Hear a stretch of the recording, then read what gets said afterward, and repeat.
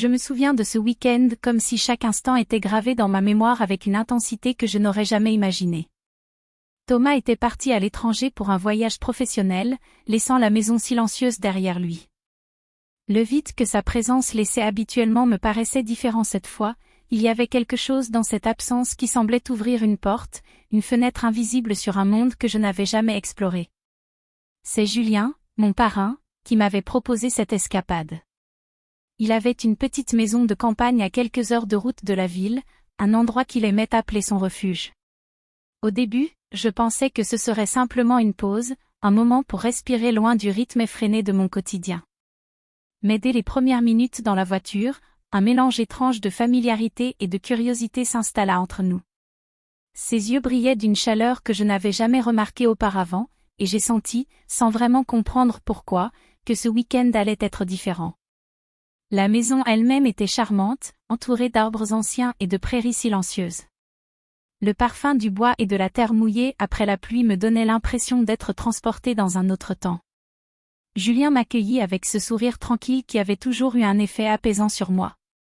Nous avons déchargé les bagages ensemble, et chaque geste, chaque contact de main, même le plus banal, semblait chargé d'une énergie subtile et presque palpable. Les premiers jours furent consacrés à la routine simple et agréable de la campagne. Nous marchions dans les bois, préparions les repas, nous installions près de la cheminée le soir, lisant ou parlant doucement. Mais il y avait cette tension délicate dans l'air, imperceptible pour un observateur extérieur, mais qui m'enveloppait complètement. Quand il me tendait la main pour franchir un ruisseau ou quand nos épaules se frôlaient en transportant des objets dans la maison, un frisson inattendu me parcourait. Je savais qu'il le ressentait aussi, et cela rendait chaque geste, chaque regard, plus intense qu'il ne devrait l'être. Une après-midi, alors que la pluie tombait en rideaux serrés contre les fenêtres, nous nous sommes retrouvés dans le salon, seuls. Nous avions entrepris de feuilleter un album de photographies anciennes, et ses doigts ont effleuré les miens à un moment si bref que j'ai eu l'impression que le temps s'était suspendu. Julien a souri, sans rien dire, mais dans ce sourire il y avait quelque chose qui faisait battre mon cœur plus vite. Ce n'était pas seulement de l'amitié, c'était un lien invisible, presque secret, que nous n'avions jamais partagé auparavant. Le soir, nous sommes restés assis près de la cheminée, les flammes dansant et projetant des ombres mouvantes sur les murs. La chaleur de la pièce et le crépitement du feu rendaient l'atmosphère étrange et captivante. Nous étions assis côte à côte, si proches que je pouvais sentir la chaleur de son bras sans qu'aucun mot ne soit échangé. À ce moment précis, un silence s'installa, épais et vibrant. Nos regards se sont croisés, et sans un geste excessif, juste par la simple proximité et la douceur d'un contact de main, nous avons compris que quelque chose avait changé entre nous. Je sentais mon cœur battre plus fort, et une part de moi voulait prolonger ce moment, ressentir encore un peu cette complicité rare et mystérieuse. Ce fut une étreinte silencieuse, presque invisible pour le monde, mais profondément marquante pour moi. Un instant suspendu, où le temps semblait s'effacer, et où chaque sensation était amplifiée par la conscience de notre proximité. Le lendemain, nous avons repris nos routines, mais rien n'était plus pareil. Chaque geste était empreint d'une tension délicate, chaque rire semblait porter un poids nouveau. Même les promenades dans les bois ou la préparation d'un simple repas devenaient des occasions d'échanger un regard, une main effleurant l'autre, ou un sourire chargé de sens. Cette intensité, je savais qu'elle resterait avec moi longtemps, un secret silencieux et précieux, gravé dans ma mémoire comme un souvenir intense, doux et troublant à la fois. Les jours suivants, la routine quotidienne dans la maison de campagne s'installait avec douceur, mais chaque moment partagé avec Julien semblait chargé d'une intensité nouvelle. Nous passions nos matinées à préparer le petit déjeuner ensemble, à discuter de sujets anodins ou à commenter les détails du paysage qui nous entourait. Le simple fait d'être côte à côte pour verser le café ou déposer les assiettes sur la table me procurait une sensation étrange, un mélange de confort et de curiosité. Un après-midi, nous avons décidé de partir pour une petite randonnée dans la forêt voisine. Les arbres étaient hauts et imposants, et le sol, encore humide de la pluie de la veille, exhalait un parfum de terre et de mousse qui me faisait sentir vivante, attentive à chaque bruit et à chaque mouvement. Julien marchait près de moi, et chaque fois que nos bras se frôlaient, un frisson inattendu me traversait. Il ne disait rien, mais je sentais sa présence comme une force tranquille et rassurante. À un moment, nous avons dû traverser un petit ruisseau sur des pierres glissantes. Julien m'a tendu sa main pour m'aider, et lorsque nos doigts se sont touchés, ce simple contact a semblé créer une étincelle dans l'air. Je me suis sentie consciente de chaque détail, la chaleur de sa main, la douceur de son regard, et ce silence qui en disait bien plus que des mots. Le soir, nous sommes retournés à la maison, et la pluie avait laissé derrière elle un calme presque irréel. La maison semblait plus intime, plus accueillante sous le ciel étoilé. Nous nous sommes installés dans le salon, près du feu, chacun avec un livre à la main. Mais nos lectures étaient entrecoupées de regards furtifs et de sourires complices.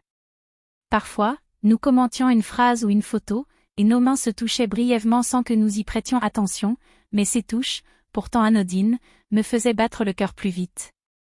Un soir, alors que l'orage grondait au loin, la lumière des éclairs éclairant la pièce par intermittence, Julien et moi nous sommes retrouvés à partager un moment de silence intense. Il s'est rapproché pour ajuster une couverture sur mes épaules, et j'ai senti la chaleur de son corps à quelques centimètres du mien.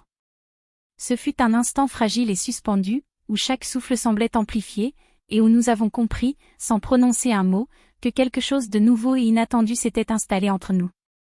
Le temps semblait s'arrêter, et nous restions là, simplement côte à côte, profitant de cette proximité rare, en savourant ce lien subtil et profondément marquant. Les journées suivantes, notre complicité devenait de plus en plus évidente. Nous partagions des confidences sur nos vies passées, nos rêves, nos peurs. Julien avait ce don de savoir exactement quoi dire pour me mettre à l'aise, et chaque moment passé à ses côtés me rendait plus consciente de cette intimité croissante. Nous avions des moments où nous restions seuls dans la bibliothèque, feuilletant des livres ou des photographies anciennes, et chaque contact, chaque sourire, semblait imprégné d'une énergie silencieuse mais puissante. Une après-midi, nous avons décidé de préparer un déjeuner ensemble dans la cuisine. La proximité nécessaire pour travailler côte à côte, partager les mêmes ustensiles ou passer un plat à l'autre, rendait chaque geste plus sensible et attentif. Je me surprenais à anticiper ses mouvements, à chercher son regard, et à ressentir une émotion intense à chaque contact des mains ou des épaules. Rien de scandaleux ne se produisait, et pourtant, l'atmosphère était électrique. Chaque moment partagé semblait durer plus longtemps, chaque instant simple devenait un souvenir précieux, suspendu dans le temps. Au fil du séjour, je réalisais que cette expérience, bien que totalement innocente en apparence, me transformait. Elle me faisait prendre conscience de mes émotions, de mes désirs de proximité et de connexion, et de cette capacité à ressentir intensément même les gestes les plus simples. Julien et moi avions créé un monde à part, un espace où le temps s'arrêtait et où nos cœurs semblaient battre au même rythme, sans jamais franchir les limites de la bienséance. Les derniers jours de notre séjour approchaient, et je sentais que chaque instant passé avec Julien était plus précieux que jamais. Nous savions tous les deux que ce moment idyllique allait bientôt prendre fin, mais aucune parole ne semblait nécessaire pour exprimer cette réalité. Chaque geste, chaque sourire, chaque regard avait désormais un poids particulier, un sens que seul celui qui partageait ces instants pouvait comprendre. Un matin, après une promenade matinale dans les bois, nous nous sommes retrouvés sur la terrasse, à regarder le soleil filtrer à travers les branches humides. Le silence entre nous n'était pas gênant, au contraire, il était chargé d'une complicité profonde, d'une confiance presque tangible. Julien s'est penché pour ramasser une branche tombée, et nos mains se sont effleurées une fois de plus, déclenchant ce frisson familier que j'avais appris à attendre et à savourer. Mais à ce moment précis, je sentis que quelque chose allait changer. Lorsque nous sommes rentrés à la maison, le téléphone de Thomas a sonné.